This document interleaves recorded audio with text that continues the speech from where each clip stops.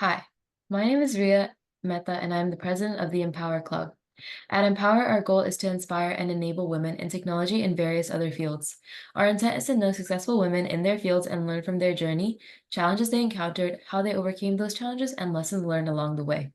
Today, we have the honor of being in a conversation with Mrs. Sheela Shah to know her story, achievements, and aspirations. We hope this will help other women with career development, work-life balance, mentorship, and overall learn and grow personally and professionally. Mrs. Shah is a mother and a teacher. Please welcome Mrs. Sheela Shah. It's lovely to have you. Thank you for having me, Empower Club.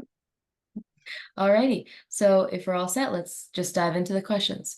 Starting Mhm. off strong, what are some of your personal experiences or reasons that motivated you to be a teacher? My personal experiences or motivation, I would say, is to make a difference in children of immigrant communities because I'm an ESL teacher. So I work with a diverse group of kids, and they come from all over the world. So I do love languages, and I have interest in them. I like cultures. I like diversity, and that's what made me choose this field. Yeah, I think that's really great. I think it's also important to note that you are an ESL teacher, so the life might be a little different, or you might have to do certain things that might be different from if you were a teacher who maybe wasn't teaching ESL. So I think that's great that you mentioned that. Um, Talking a little bit more about, what kind of motivated you within the education field itself. Have you drawn any professional inspiration from other women? Can you tell us about someone who has inspired you? I think pretty much I've gained inspiration and knowledge from a little bit from everybody that I have come across. So I don't have any particular role model, but along the way, because I used to be a paraprofessional before, I used to work with special needs kids before I became a full-time ESL teacher. So I think there was a little inspiration from everyone that I came across. I think that's super great. I think it's like kind of noting that it's not just one person, it's like kind of, a community of people. I think that's really important. Talking more about kind of women and work in your career, what is one thing that you think that you wish you had known earlier about women and work in your career? Well, I believe these days, especially in 2025, women pretty much are in all of they've spread out everywhere. I believe teaching used to be something that they used to choose because they could get summer holidays and there was no particular goal really there. That was pretty much why a lot of women got into teaching as a career because they used to be able to take care of their kids and have something to do outside the house. But it's not so now. It's different now. Yeah. We're able to achieve, pretty much anything. Women are CEOs today of big companies, and they're principals. They lead schools. They're superintendents. So they're leaders pretty much in every field. So I think it's a great thing to note, just kind of like the progress that we made so far. Like it's not just, like being limited to certain career options, but rather, having a blank canvas, as they say, right? mhm. Talking specifically about your experience in teaching, there were many issues that stemmed from closures during pandemics. There was like always navigating advancements in technology. I know that I hadn't really used Zoom before like 2020, before we had to go into remote learning. Many teachers also had to deal with teaching larger class sizes, staffing shortages, and also there's youth trauma brought on by the pandemic. So given all of these things, how was your experience with remote teaching during COVID times? So it was difficult because at the time I was teaching a group of students, high school students, who pretty much were, very much like had landed in the country, and so they did not know the language. So it's hard as it is when you're teaching them in a classroom face to face versus for them to learn about computers, technology, because they also come from countries that really don't have technology the way we have in our country.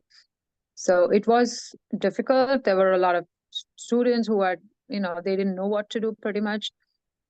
We used to struggle with having to hold them on the screens, so to speak.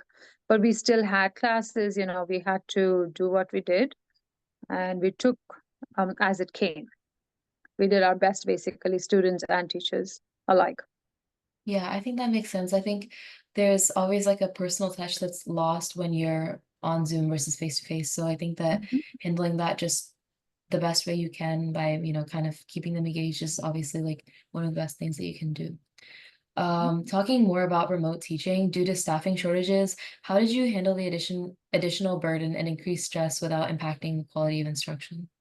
So I believe when we were online, the staffing shortages was not a concern, but eventually there were staffing shortages after the fact, actually, because people who were already in a job, uh, it was like everybody was doing their best to teach. The receivers, they were doing their best as well, but staffing shortages happen afterwards because we are called frontliners ourselves, Yeah, and when we had to go into the school buildings and then had to teach them remote sometimes because not all students would show up.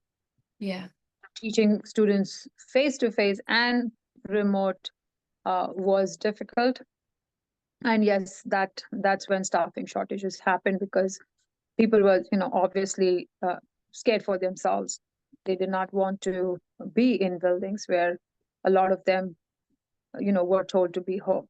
So that's when maybe a lot of them were, they quit because of medical issues or traumas.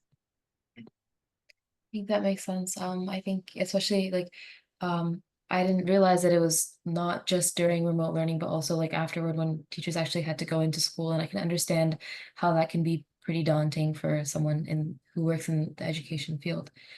Um, Shifting gears away from the pandemic, there's been talk going around of certain school districts in the nation implementing a 4-day school week. So instead of our usual 5 days from Monday to Friday, they would have a Monday to Thursday kind of school week. What is your opinion on the new 4-day schools? And do you think that it's, you know, any better than what we have right now? I think, if I'm not mistaken, I believe there is a state in the West Coast or Midwest, I believe, who have piloted this program.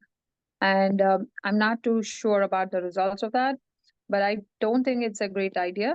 The reason is because there's a lot of teaching to be done, and students, within the 4 days, within even 5 days is not enough.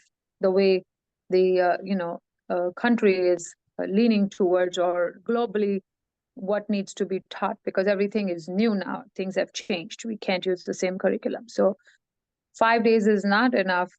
So if we drop that down to 4, I'm not too sure how that would all be crunched up in the 4-day curriculum. So my opinion is I'm not for it.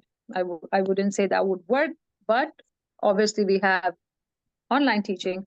Maybe, if it is something to do with the mental health of teachers and students, if that is the case, then maybe one of the days could be online teaching. Yeah, I think that's kind of interesting that you bring that up because um I'm like just thinking about off the top of my head advantages of a 4-day school week, right? Obviously, like kids are not going to have to show up to school every day, and neither are teachers, which might incentivize more people to take up teaching because obviously it's a difficult job already, right? And so and there's already staffing shortages, like, or there were after remote learning. I'm not sure what the situation is now, but maybe that would incentivize new teachers to come in and, you know, want to teach because I it's only 4-day week. I agree. Yeah.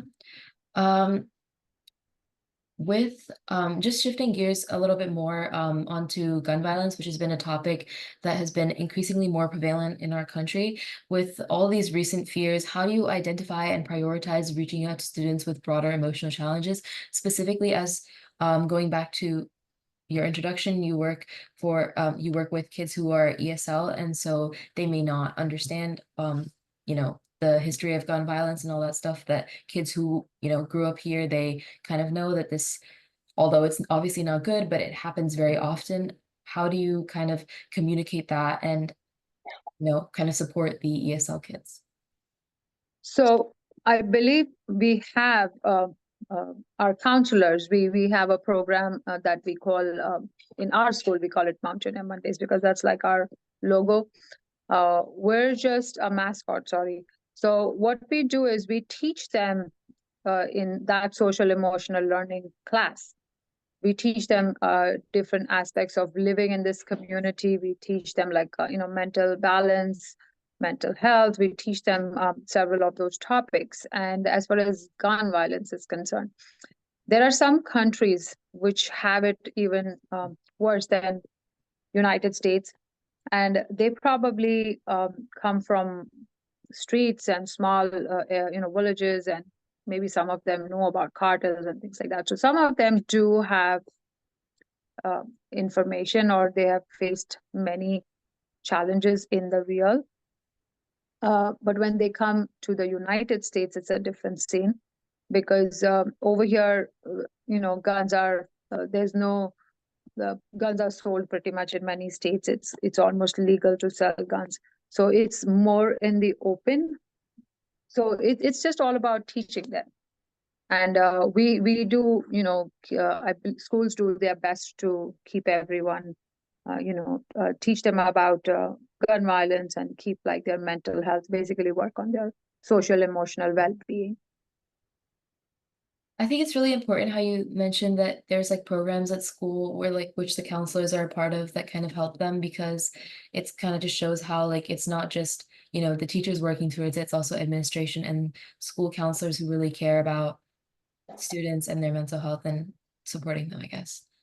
Ending on a lighter note, if you had to give young women who are entering your field of work one piece of advice, what would it be? What would you like them to know? I would like them to know teaching as in today's world, because teaching as in today's world is not just books and students as it used to be in the past.